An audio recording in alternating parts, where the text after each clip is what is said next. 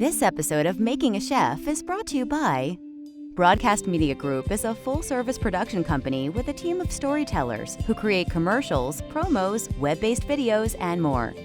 For more information about Broadcast Media Group, go to www.getbmg.com or call 662-324-2489. Video Magic 1 transfers home videos, tapes, and photos into DVD, CD, or digital files. For more information, go to www.videomagic1.com or call 662-320-9344. What you drinking, John?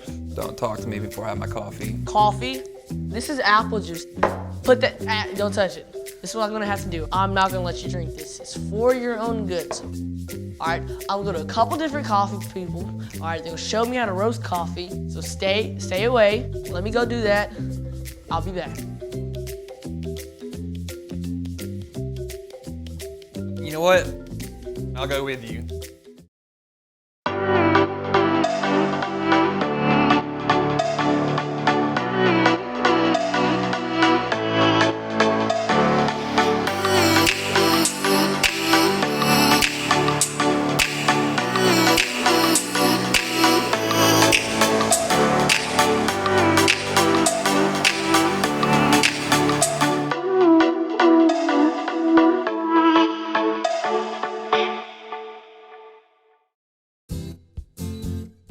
Green beans. Not to confuse with the bean, green beans. See, this is what coffee looks like before it's roasted and processed. Today, I'm at Umble Coffee, which is a local roasting company. Mr. Kenneth Thomas is gonna show me how he transforms this one bean to multiple different roasts and brings out different flavor compounds. Hey, Mr. Kenneth, how's it going? Good, how are you? I'm doing really well. So, you roast a lot of coffee, don't you? I do. What's the first step to roasting coffee? So you start with the bean. The coffee bean itself is actually a seed of the coffee cherry, of a coffee tree. Okay. A lot of people don't know that. The farmers grow it and they pick it when it's ripe. There are actually a few different ways that they can process the bean. Okay. The processing makes differences in how it actually tastes, in the cup. So you're saying different types of processing makes different types of beans? Well, makes different flavors come out in the bean. Okay. The actual area can make a difference, the elevation can make a difference, the density of the bean can make a difference. And part of that's in the way they process, but part of it's just flat out where it's grown. Even the acidity of the soil. There are all these different areas that coffee can come from. Most of them are along the equator and at higher elevations. Okay. So unfortunately, we can't grow coffee in Mississippi. Oh, that kind of stinks. Yeah, it'd be awesome if we could. So you have these different beans grown in different areas, and that can make a big difference on how it actually tastes. So it's exactly like just growing regular old crops, huh? Yes, and so there's all kinds of different things that make a difference in the taste. Okay. At this point, it eventually comes to me, right? And like you said earlier in the show, you have these green coffee beans. And most people are like, that's not coffee. Yeah. That's coffee. It doesn't look like coffee.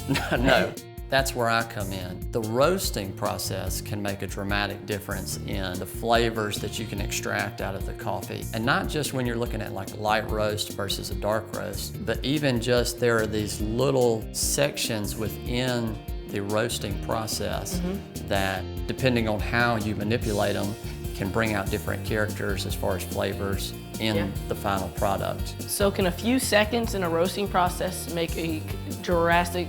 Huge difference. Okay.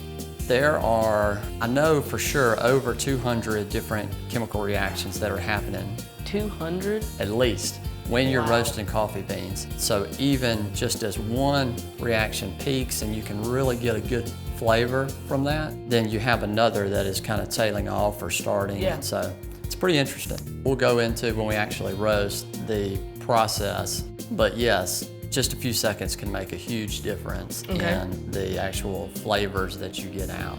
So it definitely takes some kind of skill level to get a good quality taste in the final product. Yes, this is like a high-tech form of cooking in a way. Well, I don't know if it's high-tech form of cooking, but it is up there on the level of like foodie, you know, whatever. Yeah, I don't know, that looks pretty high-tech to me.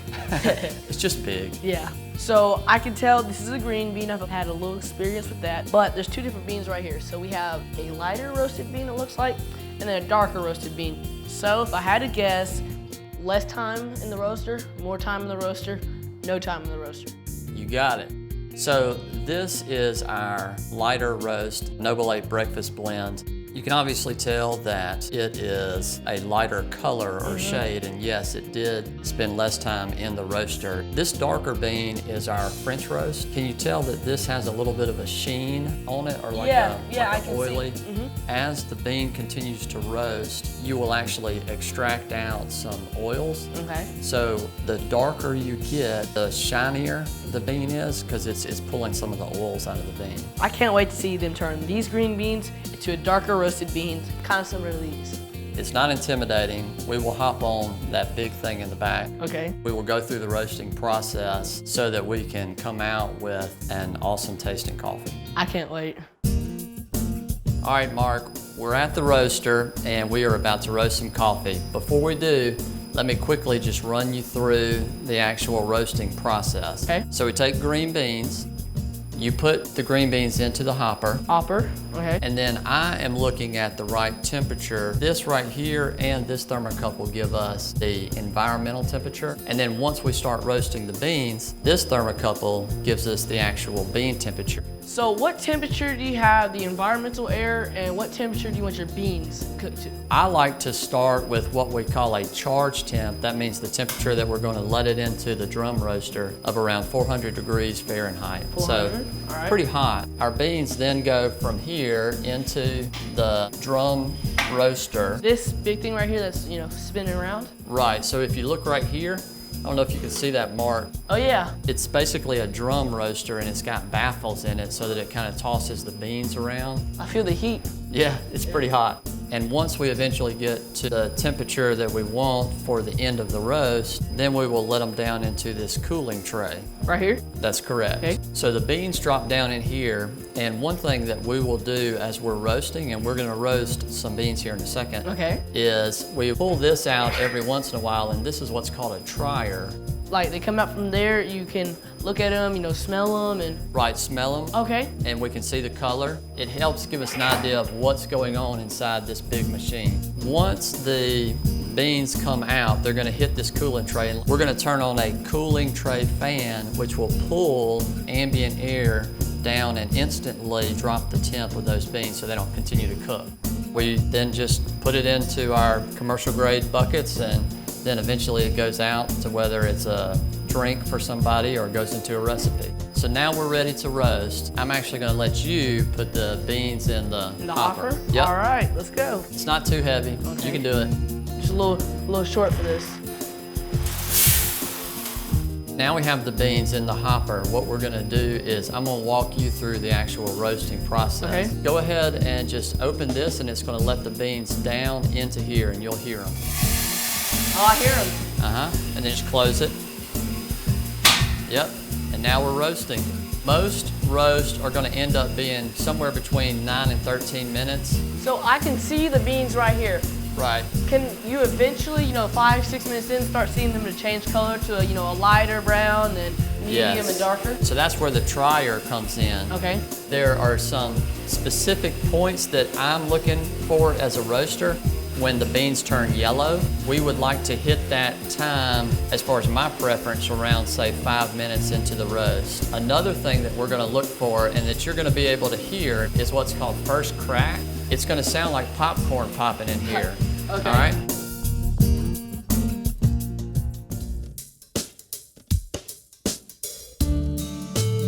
Okay, Mark, I think that we're probably at about the right temp to see a color change from a green to a yellow. We're right at where we want to be on our time, so everything's looking good. They're starting to look kind of like pears. Yeah. So Mark, now we should be able to smell the beans, and they should smell kind of like fresh roasting bread. And so that's another sense that we can use to see where we are in the actual roast process. Okay. Oh, those are a lot browner. They do look a lot browner. I smell that. It smells like bread. It smells like kind of like a campfire to me too. I feel like I'm starting to hear a couple cracks. Yep, we're starting to get into first crack, but we won't call it official just yet, but here in seconds, like so that's first crack. So you're hearing multiple beans. So Mark, I'm gonna have you smell. It should smell vinegary. I smell the vinegar, yeah. So it won't be long before we call drop this into our cooling tray. And so that's gonna stop the process of cooking. Correct. And we'll have a final finished product. Exactly. Awesome, can't wait.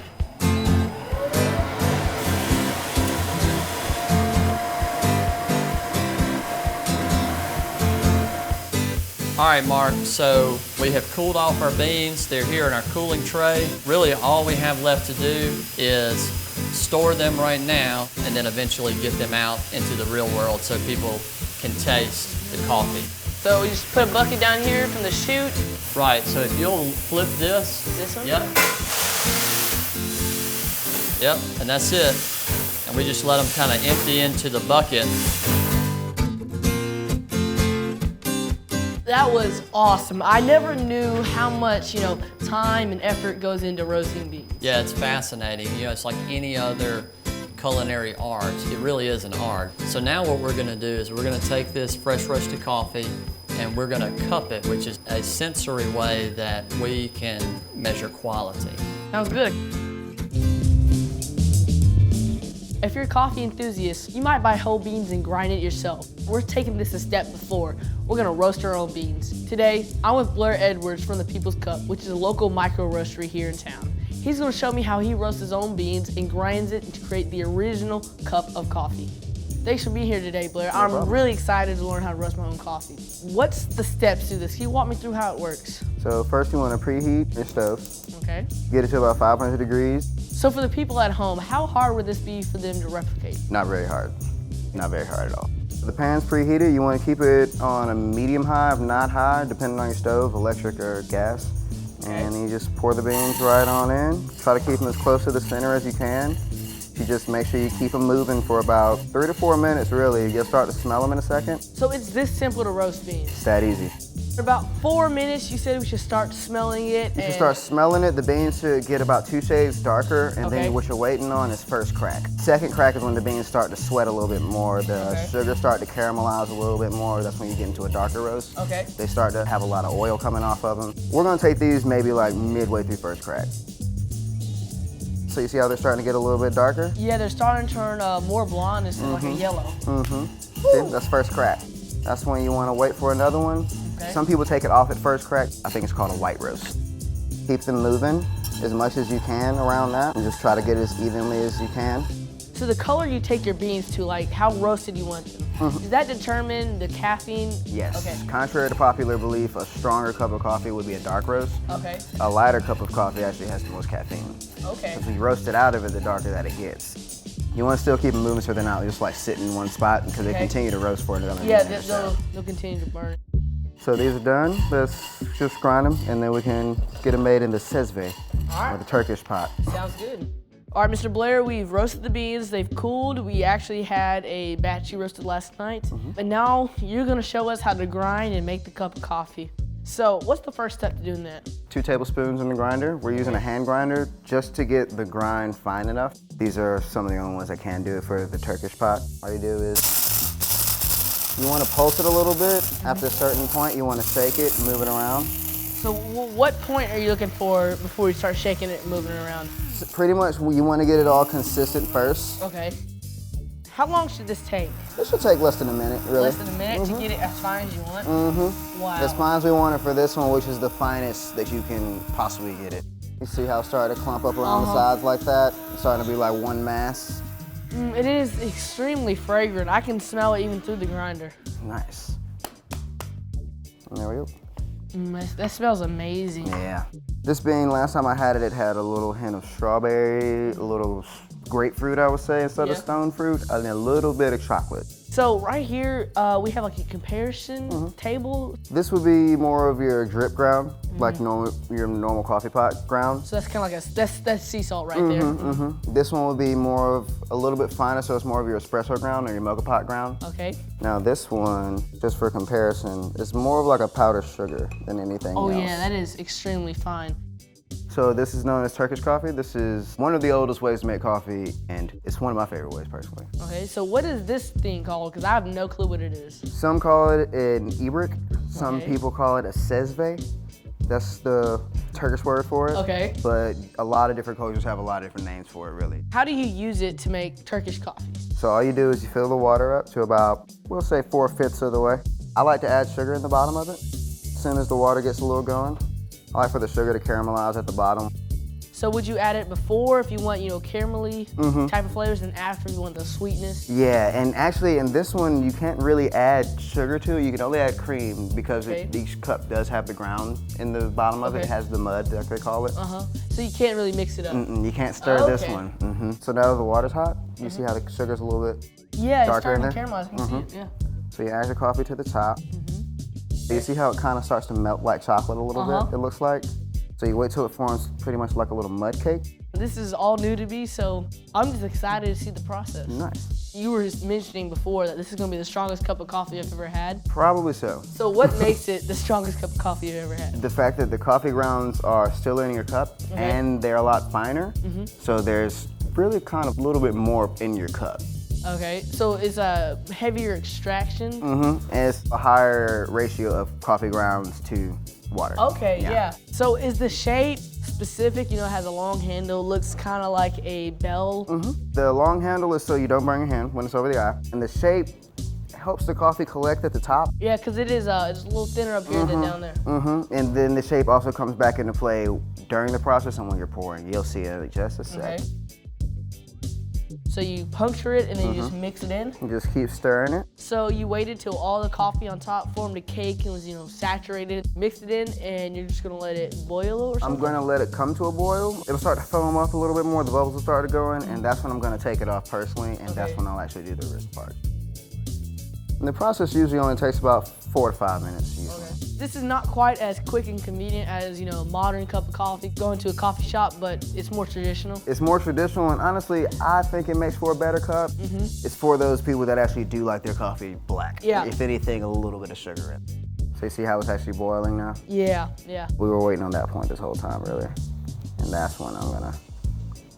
So it's starting to boil, so you're using the wrist motion? I'm using the wrist motion just to spread it all around a little bit, agitating the beans a little bit more. And it's pretty much ready now. So this is the old-fashioned, the old school, appreciating the bean and appreciating your cup of coffee. Yes. The fragrance is like amazing right now. I can smell the fruitiness in it. So you want to wait till it's about 30 to 40 degrees cooler before you actually drink it. That's when they're actually separated. Okay, so 2 to 3 minutes to let it cool? You have less than 10 minutes to probably drink it to where you can fully enjoy it. Yeah, you don't want to drink it when it's cold, but you don't want to drink it when it's steaming hot either. Yeah. You never want to turn the cup more than 45 degrees, we'll say. Oh wow, that's a really good cup of coffee. It's not a bad bitterness. It's like a welcome, hey, you're drinking coffee. And then that sugar, it's a little bit on the front of your tongue, but it's, caramelly notes on the back of your tongue. And you taste any of the fruit? Yes, I do taste the fruit. It tastes a little berry? Yes, I taste the berry. This is a really, interesting cup of coffee. And it's just a good sipper. Like, this is something I'd like to start my day off with. Wow. That is really good. Thank you, Mr. Blair. This is awesome. Roasted our own beans, we ground them up, and we made our own cup of coffee. And it's amazing what you can do at home. This is so incredibly simple that I think anybody can do this if they just have a few simple tools and a little bit of time. Yep, thank you. I hope you have me back soon. Yes, sir. So, Mr. Kenneth, I see, 6 cups of ground coffee, some red solo cups, like a flavor profile sheet or something? Yeah, something like that. So what's happening? When you want to standardize your actual flavor for coffee or do some kind of quality testing, we cup the coffee. And so that's what we're gonna do is we have finished on the roaster, we have our coffee here, and we actually have 3 different coffees to taste. So what is cupping? Cupping is a way that we can tell the different flavors and nuances of different coffees. How do you cup then? We start by putting 150 milliliters of hot water between 195 and 205 degrees Fahrenheit. Okay, so hot water. Hot water. Really hot water. That's the perfect range for extraction. So we're gonna let these sit, taste them now? What are we gonna do? There is a protocol or standardization as far as how you cup, because in the industry, everybody has to come to the same spot and be able to communicate with each other, whether they're in Portland, Oregon or Yeah. Starkville, Mississippi. So at 4 minutes, we will do what's called breaking the crust. We've reached 4 minutes. Go ahead on that one. This one? And you just 1, 2, 3, and you're smelling each time. You're getting a deep, deep smell. And then dip this in your water. Okay, dip in my water. Okay. And then I'm gonna go ahead and do this one over here. All right, so I'll do this one. And you should get different smells. Okay. That smells, sweet and a little fruity to me. That's a big difference between those two. Right, exactly. Now what we're gonna do is take the actual crust off. So what you do is take both of your spoons, start at the back, Okay. and you work your way around and you scoop out these and you put them in your empty cup there. So is mine at the bottom?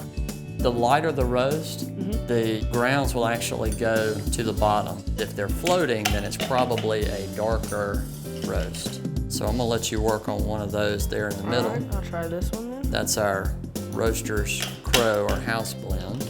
And I'm working on the French roast, which is the darkest that we roast here. This is a lot harder than it looks. So about how many times in the roasting process do you cup a batch of coffee? So every time that we roast, we will cup for quality measures. All right, so now we're gonna taste the coffee. All right. These are flavor wheels, kind of helps standardize the names that we use to describe some of the flavors. Okay. And so when we actually cup, you're going to just get a little bit in your spoon, bring it up to your mouth, and you're gonna almost slurp it. Okay. And we're gonna start with our lighter roast here. Okay. And I'm actually not gonna tell you what you should taste in it, because I want you Okay. to tell me. See how good my palate is. That's right. This first coffee, the breakfast blend, is actually from Ethiopia, Okay. which is the birthplace of coffee itself. We're gonna cup it and see what it tastes.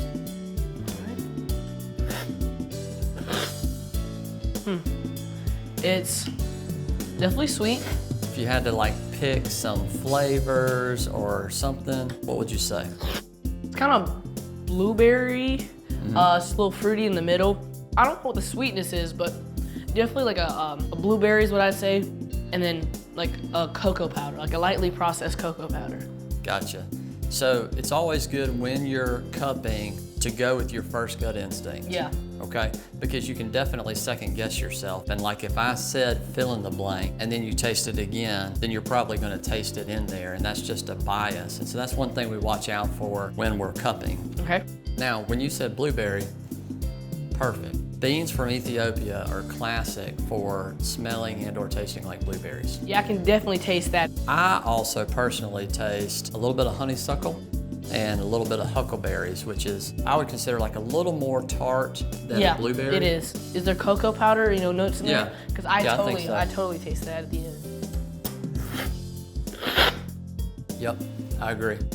You got your slurp down pretty good. Thank you. Let's move to our next one, which is our house roast. And this is going to be a slightly darker roast. I can definitely tell the difference. You taste it and you tell me some differences and then what your gut is. Much, much darker. I definitely taste dark chocolate in there. I can't really tell what other flavors there are in it. I also get a little bit of graham cracker and a little bit of marshmallow. All right. I taste the graham cracker. I don't necessarily taste the marshmallow, but I definitely get that graham cracker. I can drink that black, just sip it black. It's really nice. This house roast that we have is actually from Indonesia, so it's going to be different than that we had from Ethiopia. Yeah. The processing method is different. In Indonesia, they have a unique to Indonesia processing method. Some people say it's bolder, or they say it tastes thicker. Yeah, that is a very bold, chocolatey flavor. So let's move on to the French roast. Again, you're gonna taste some things that are different than you did in the others. And this one is actually from Brazil. Brazil, okay. So we're getting a lot of diversity here.